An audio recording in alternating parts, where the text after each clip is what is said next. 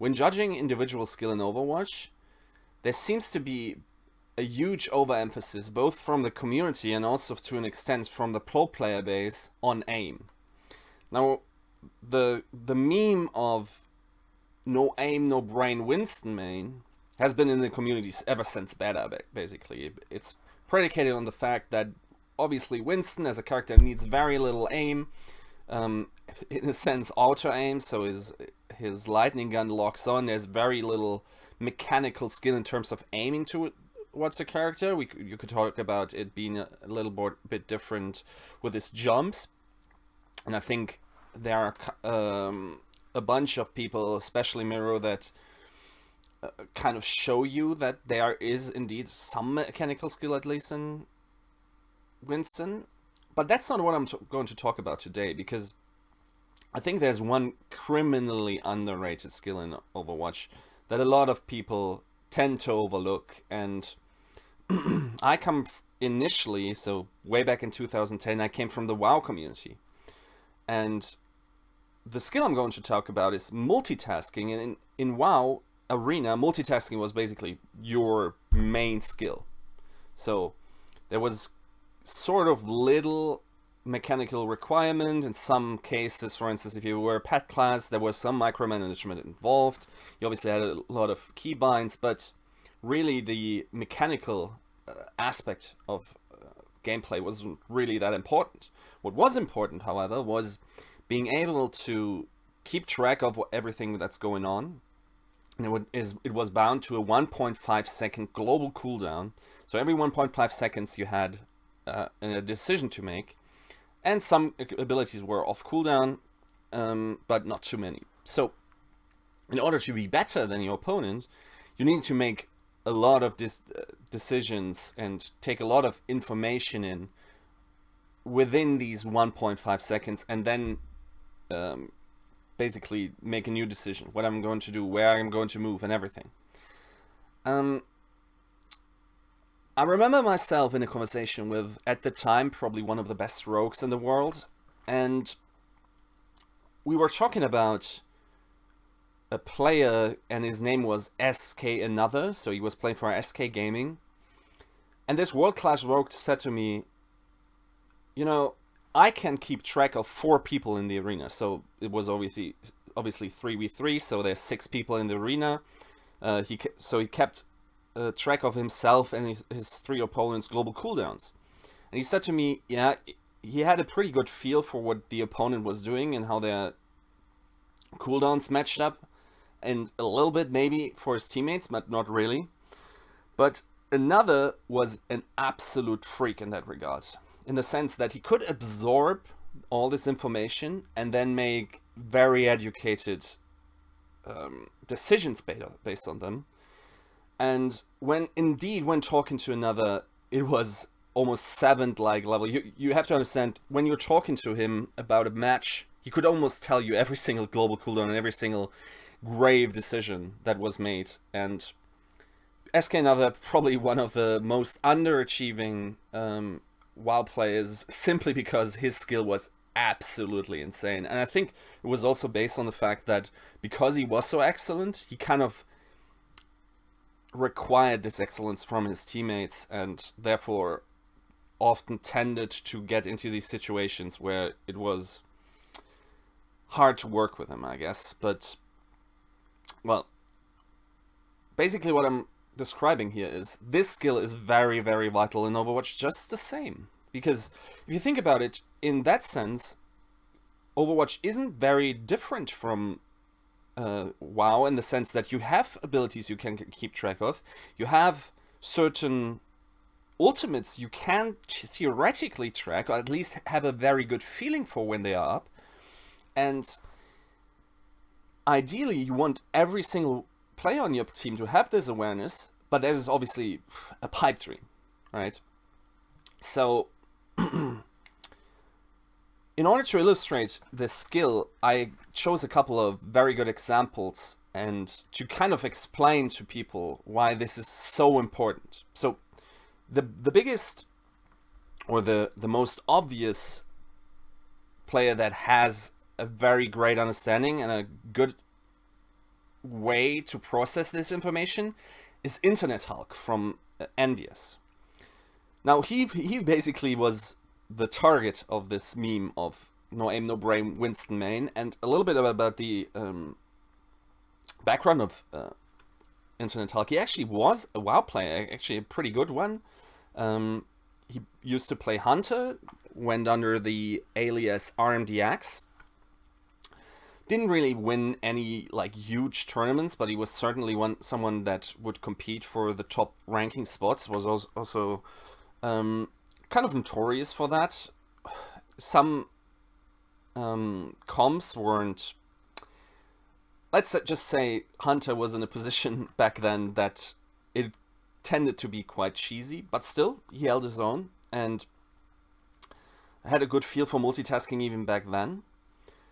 Then Internet Hulk, and I remember this because I used to follow him because randomly he just came out of my area and I was like, okay, maybe let's follow a guy that was basically living like a couple of kilometers away from you. So I was aware of him in WoW, and then when he switched to StarCraft 2, he was an absolute grinding beast. He played, like, his streams were, he barely ever missed a stream. He grinded it out. He was a Terran player back then, and really was playing, during the time I was watching him, he was playing a lot of Mac, and here and there with a couple of marine drops as well. So especially Terran in that sense is more micro and heavy and multitasking heavy, because you need to manage all your drops. It's not that you amass an economy with Zerg and then just a move into them, even though that, okay, we have to, if we talk about this time during which he played, it was largely, you know, a macro play for Zerg, but yeah, he used to be. Actually, he won a couple of community cups, I remember. He was never one of the best players. He was certainly, for a German player, he was quite good.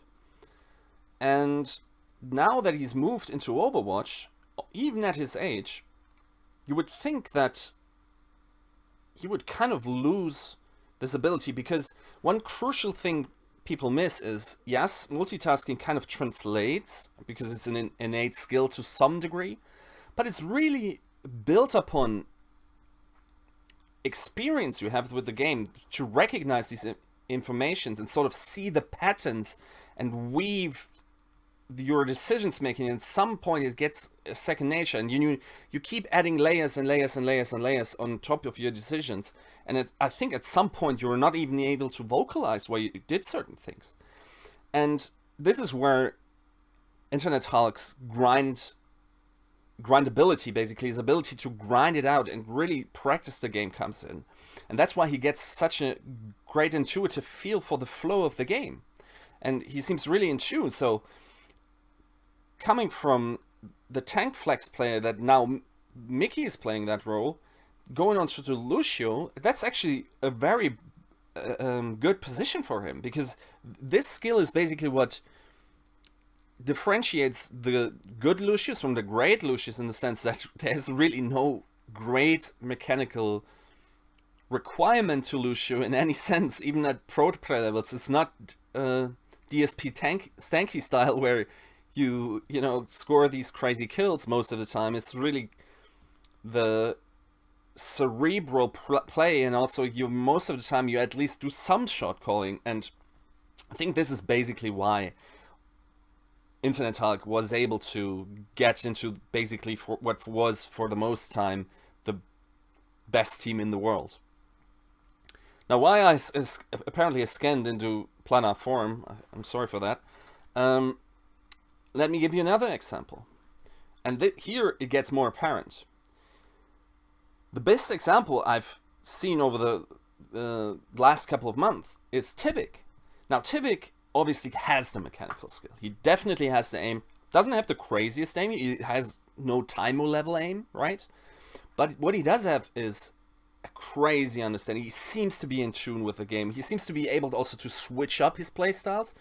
He seems to be able, if we're talking about the categorization that Albion had, so one of the DPS players is always the one that is the more cleanup duty DPS, so that would most of the time be the Soldier or the McCree, where he basically is the one that takes advantage of what the second DPS player, in this sense Tivik, does.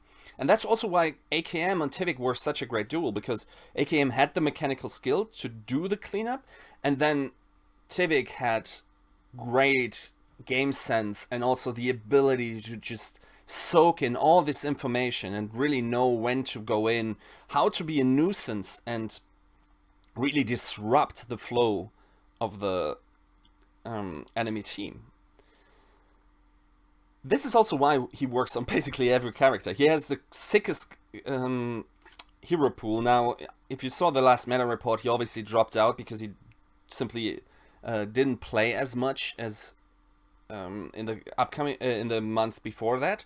But he used to have the biggest hero pool by far, and also not only the biggest hero pool, but he actually played the most heroes in pro play. So that is largely predicated on the fact that he seems to have tapped into what Overwatch is the best out of any player. Now players are slowly catching up, but if you have seen his performance today, he was again outstanding, again creating huge openings for his fellow DPS players, and then it's for them to basically follow up. Now the biggest, or the most obvious example of a player that is very good at this recently, and that's why I came to this conclusion, is the performance of Rascal on Sombra. On King's Row, he played Sombra all the way through, and the most impressive part was that he seemed to show no adherence to these mini objectives. So he was never trying to get the kill. He was never trying to 100%ly commit to the hack or try to disrupt. He took his opportunity, he basically soaked it all in, and then he made a decision. And what it does, and what I think what Sombra needs to be played as, is to disrupt this flow for the opponent players, so they aren't able to tap into what they had to do in every single position, to disrupt the ability to read the game and to be a constant nuisance. And it doesn't really need to have or result in kills. And if you watch Rascal in these situations, the way he switches up and basically his motions go through several different micro objectives, and not just to accomplish this one mini goal, you obviously see why it's so effective, right? And I think that's also the problem with if you have like these skill beast players that mostly have aim, that say Sombra isn't there yet because her DPS is too low. Well, that's not really the point, is it?